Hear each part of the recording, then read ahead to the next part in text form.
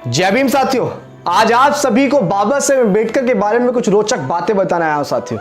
कुछ रोचक तथ्य आप सभी को बताने आया हूं। मैं उम्मीद करता हूं कि बहुत कम समय में बहुत सारी जानकारियां आपको दे पाऊं और यह भी उम्मीद करता हूं कि बड़े ध्यान से आप इन सभी बातों को सुनेंगे और लोगों तक भी इसको पहुंचाएंगे। साथियों, बाबा साहेब अम्बेडकर जिनका जन्म 14 अप्रैल 1891 को मध्य प्रदेश के इंदौर में हुआ, जिस शहर को आज डॉक्टर अम्बेडकर नगर के नाम से भी जाना जाता है।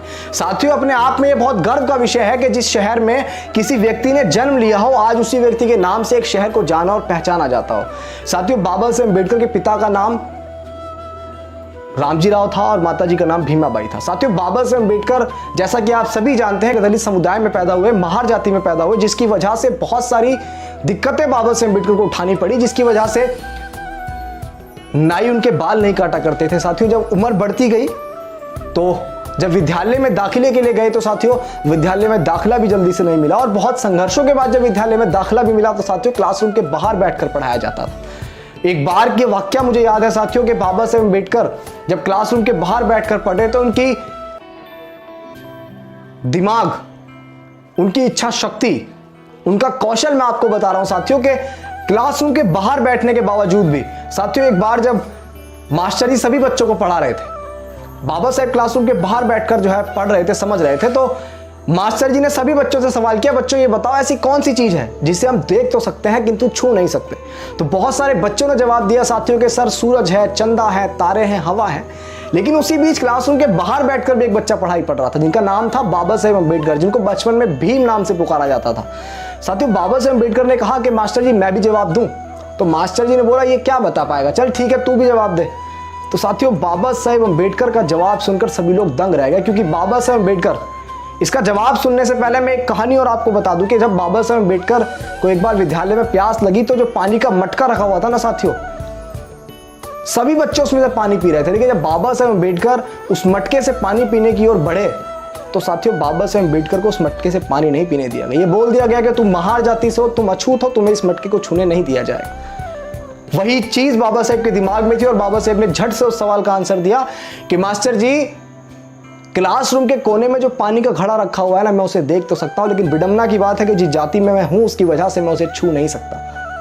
तो मेरे लिए तो यही सबसे दूर है जिसको मैं देख तो सकता हूं लेकिन छू नहीं सकता। साथियों, इतने संघर्ष बाबा साहेब ने अपने जीवन में किए, इतने उत्पीड़न सहे, जातीय उत्पीड़न सहे, उसके बावजूद भी बाबा साहेब बहुत पढ़े और विदेश पढ़ने गए। साथियों, बाबा साहेब अम्बेडकर एकमात्र ऐसे भारतीय थे जो विदेश में जाकर अर्थशास्त्र में पीएचडी करने वाले बाबा साहेब अम्बेडकर पहले भारतीय थे। साथियों, आपको यह सुनकर भी बड़ा हर्ष होगा, बड़ी खुशी होगी कि वो एकमात्र ऐसे भारतीय थे जो कि लंदन संग्रहालय में आज भी प्रतिमा लगी हुई है। साथियों, मैं समझता हूं हमारे देश के लिए यह बड़ा गर्व का विषय है। साथियों, बाबा साहेब अम्बेडकर के नाम बहुत सारे पुरस्कार भी हैं, जिनमें से 1956 में बोधिसत्व पुरस्कार, 1990 में भारत रत्न पुरस्कार, 2012 में साथियों द ग्रेटेस्ट इंडियन का पुरस्कार और तमाम बहुत सारे ऐसे पुरस्कार हैं। साथियों, बाबा साहेब अम्बेडकर के पास 32 डिग्रियां थी साथियों, इतना तंज जातीय शोषण सहने के बावजूद भी। साथियों, आज जो राष्ट्रीय ध्वज है उसमें जो बीच में जो चक्र है वो चक्र भी बाबा साहेब अम्बेडकर की देन है। साथियों, विश्व में निजी पुस्तकालय अगर किसी का था या किसी का है तो साथियों वो नाम बाबा साहेब अम्बेडकर है। साथियों, जब बाबा साहेब अम्बेडकर पढ़ने में बहुत रुचि थी, इसी वजह से तो वो इतना कुछ कर पाए। साथियों, बाबा साहेब अम्बेडकर के पास अपना निजी संग्रहालय था, जो विश्व का सबसे बड़ा निजी संग्रहालय था, जिसमें 50,000 से ज्यादा पुस्तकें थी। साथियों, आज किसी के घर में मैं समझता हूं 50 पुस्तकें भी नहीं होती। बाबा साहेब के निजी संग्रहालय में 50,000 से ज्यादा पुस्तकें थी। बाबा साहेब की एक पुस्तक थी जिनके नाम पे लंदन के अंदर आज एक टेक्स्ट बुक भी है जिसको बच्चों को पढ़ाया जाता है। और बाबा साहेब ने हमेशा दलित समाज पे हो रहे शोषण, अत्याचार, जुल्म और ज्यादती के खिलाफ लड़ाई लड़ी।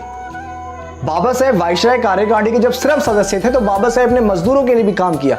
जो मजदूरों को 12 घंटे का काम करने का समय था, बाबा साहेब ने उसको बदलकर 8 घंटे रखा। जब बाबा साहेब वाइसराय कार्यकारिणी के श्रम सदस्य थे तब बाबा साहेब ने 12 घंटे काम करने वाले मजदूरों का समय बदलकर 8 घंटे रखा। साथियों, बाबा साहेब ने महिलाओं के लिए हिंदू कोड बिल बनाया साथियों, जिसके अंदर महिलाओं को सभी के समान सारी चीजें थी। ये साथियों बाबा साहेब अम्बेडकर की देन है। साथियों, जानकर आपको बड़ा हर्ष होगा कि इतनी सारी चीजें सहने के बावजूद भी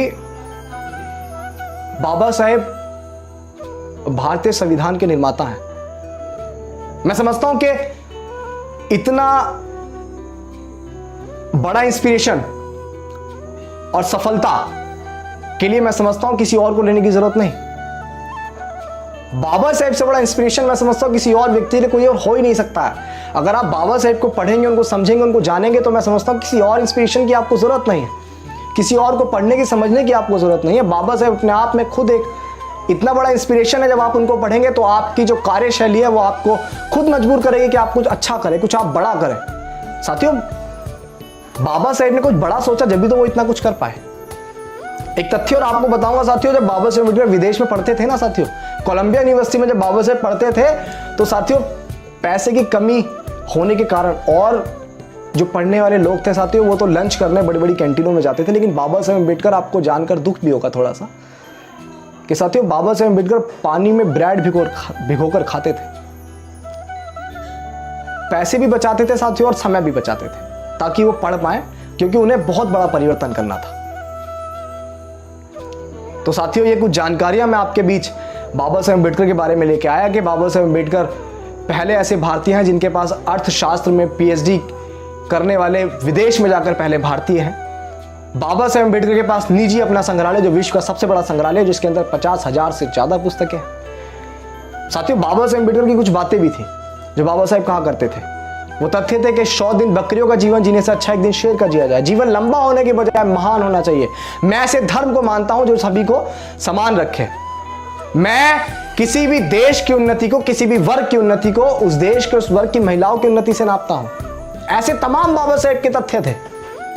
सोचिए साथियों, बाबा साहेब ने 14 अक्टूबर 1956 में बौद्ध धर्म को अपनाया, हिंदू धर्म को छोड़कर। और साथियों, वो अपने आप में एक बहुत बड़ा धर्मांतर था जिसमें हजारों लोगों ने धर्म परिवर्तन किया। ये भी अपने आप में एक बहुत बड़ी बात है साथियों। और साथियों, ऐसे ही बाबा साहेब अम्बेडकर के बहुत सारे तथ्य हैं, बहुत सारी जानकारियां हैं। मैं उम्मीद करता हूं कि मेरे द्वारा दी गई जानकारी आपके लिए बहुत लाभदायक होंगी और आप लोगों को भी इसको समझाने में मदद करेंगे। आप खुद भी बाबा साहेब अम्बेडकर की मूवमेंट को जानेंगे और एक दलित समाज, बहुजन समाज, और मैं तो कहूंगा समूचे भारत पर बाबा साहेब का बहुत बड़ा एहसान है।